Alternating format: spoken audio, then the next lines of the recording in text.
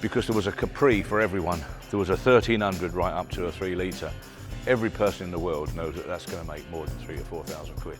These and E-types were the bee's knees as far as sports cars, British sports cars go. Awful lot of money, an awful lot. I mean, I don't know, I'm guessing £1 million, more than £1 million, I really don't know, but a lot of money. Yeah, here we have the Ford Capri. Rare model, 3 litre S, really sought after in its day, correct interior, absolutely dead right. Oil's not out of it, I can assure you. Made famous by the professionals. Would you have ever seen that TV? That TV detective programme, or special branch if you like.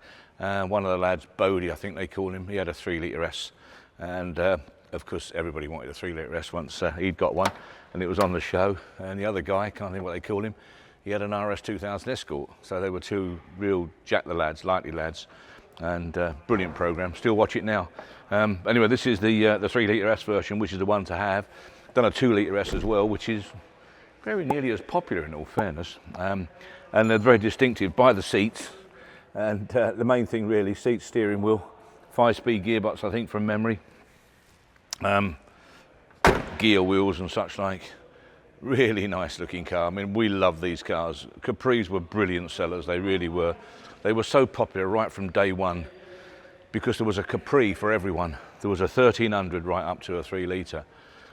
The 1300s, generally speaking, were bought by the older guys that didn't want the speed, but they wanted to look like a Capri. They wanted to drive a Capri. They wanted to be seen in a Capri. But a 1300 was plenty fast enough for them, so they didn't want to go quick. And right the way up to the 1600s, the average run-of-the-mill ones, 1600s and special editions, lasers and stuff like that. And then the 2 litre, which again, most popular one would have probably been the 2 litre S. And then straight up then to the 3 litre, which was the bee's knees. I mean, they are a flying machine. They're really, really quick. But this one was in the last sale.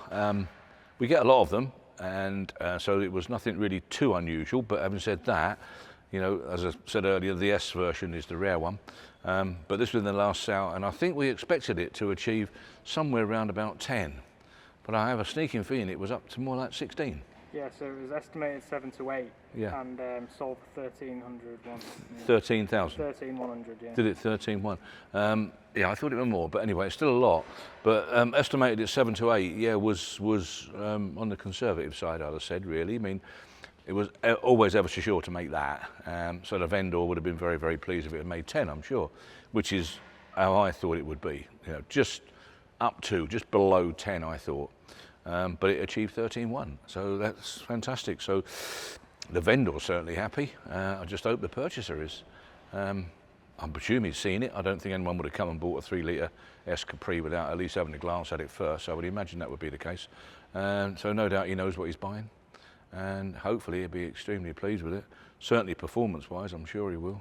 And appearance-wise, it's very nice. I mean, basically it's probably in need of a bit of a flat and a machine polish, as are many vehicles, as we know, but generally speaking, the overall appearance is very nice.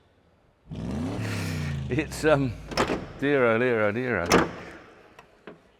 Have a look, see if we can get in it. Yeah, oh look at her. How about that? Little V8 in it.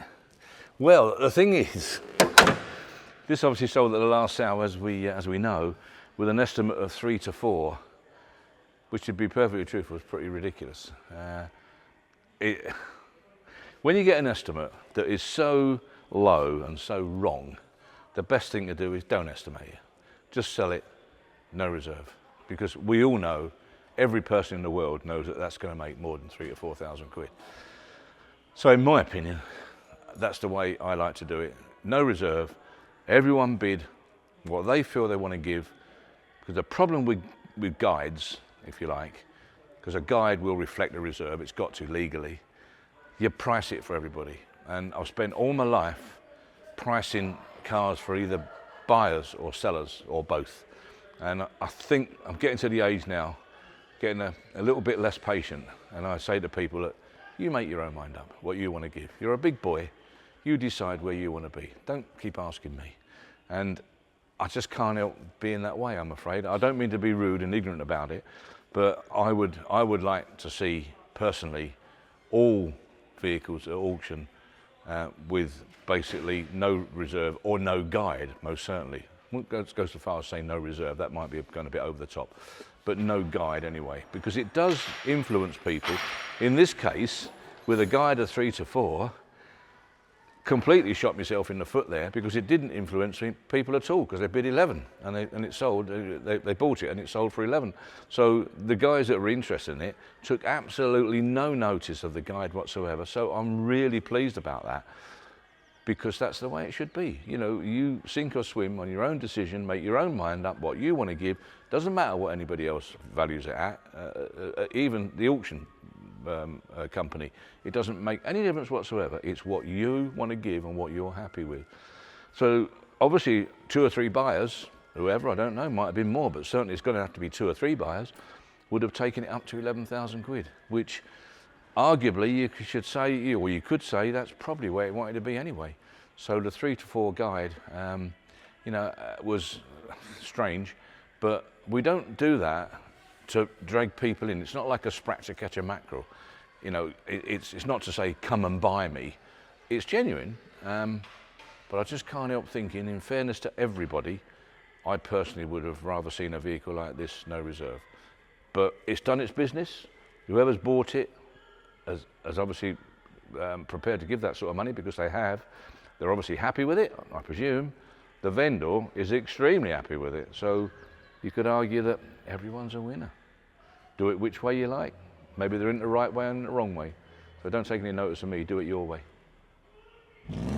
Yeah, beautiful. Yeah, Austin Healey, right one to have. Mark III, nice dashboard, wind-up windows, what people want. They don't like side screens.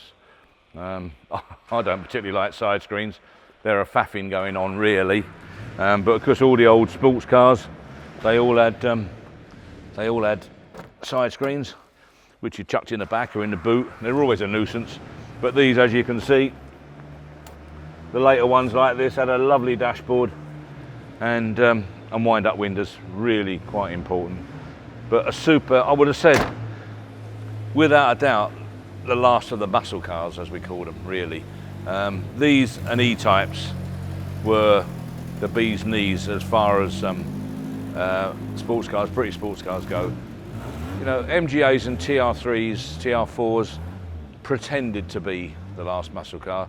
TR6, if you're a Triumph enthusiast, you would say the TR6 was the last British muscle car, sports car. But really, to be honest, it was the Healeys and the Jags and the E-types, really. This particular 3-litre, lovely, lovely car. Super, super car.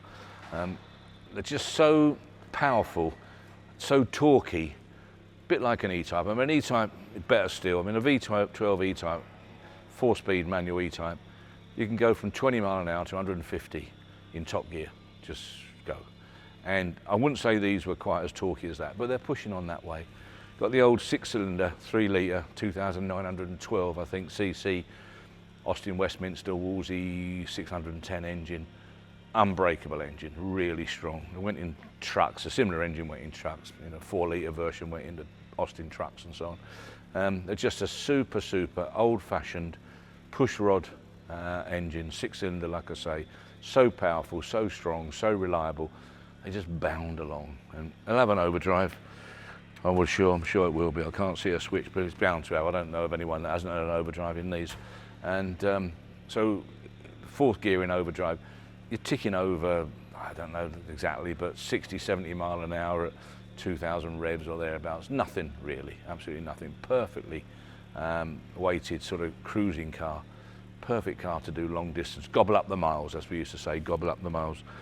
This lovely example, black, beautiful, black-red interior, one of the best colour combinations, no question of that. Made famous by a lot of the American muscle cars.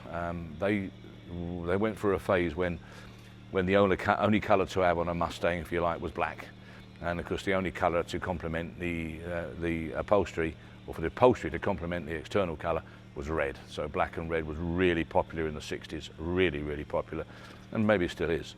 But this one particular model, I think it was guided at 20 or 25 or something on that sort of line, and made, I believe, over 30, 32, I think, something on that line. I think I'm right in saying that. So again, the vendor would be very pleased. It deserves to have done over 30. I think the guide price was low. And you have to be a little bit careful with guides, because you too low a guide and you could be, or potential purchasers could be thinking, I won't bother going if it's only guided at that. It won't be a very good one, and I want a good one. So you've got to be a little bit careful like that. But then again, there's so many out there that are looking for a bargain anyway, that they'll take a chance and come and have a look. And consequently, this one's paid off, because a lot of people have come and had a look, and it's exceeded its guide, which is fantastic.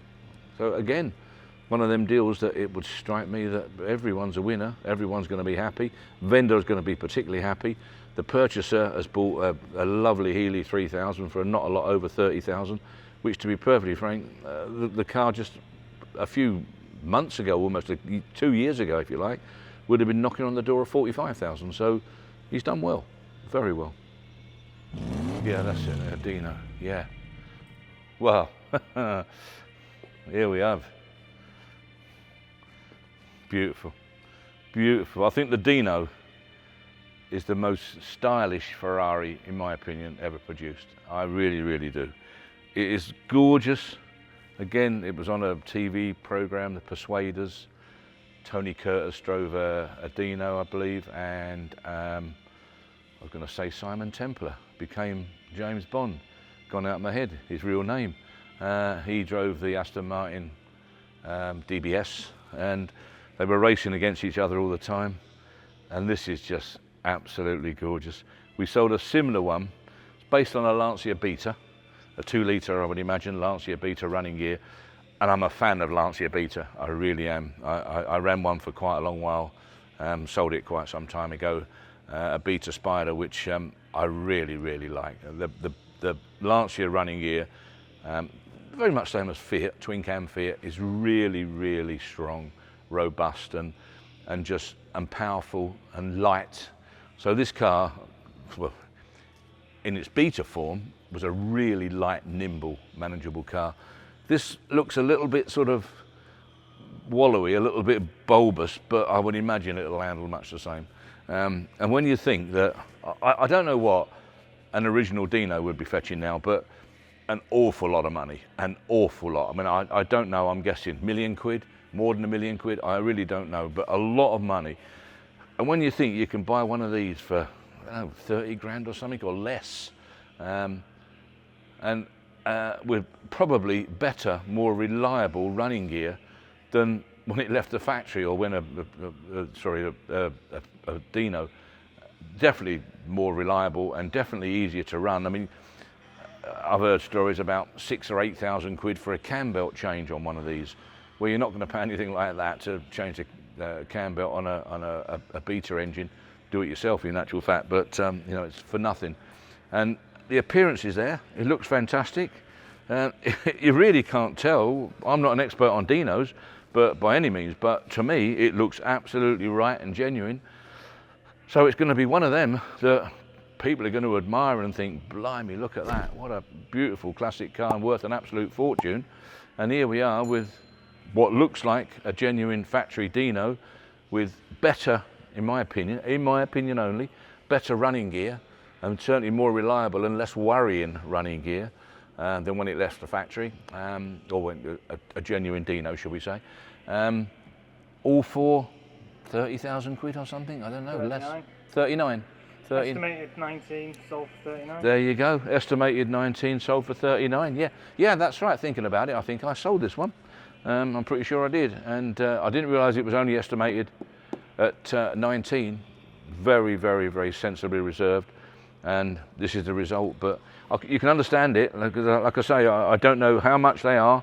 I really don't, but I know they're a lot of money in true Ferrari Dino form. And you've got all the advantages of this one being simple to maintain, easy to run, and it looks the same. You know, I mean, what an absolute bargain. Really is an absolute bargain, a steal. And I wouldn't even begin to think about putting one together for 39,000 quid. I don't suppose it could be done. So someone has got themselves a very, very, very good buy that they'll enjoy immensely. I know I would. 4,600 pounds, there it goes. Thank you. 47. That's what you will.